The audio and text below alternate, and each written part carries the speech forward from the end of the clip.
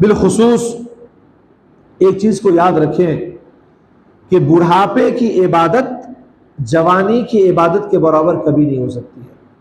इस लिहाज से जवानी में जो अल्लाह ताकत और तवानाई अता की है ना, आप उस वक्त की इबादत को उसी वक्त अदा करें। उलमा ने लिखा है कि अगर बाद में कोई कज़ा भी कर लेना जवानी की इबादत को, तो जवानी की गई इबादत के बराबर नहीं हो सकता है।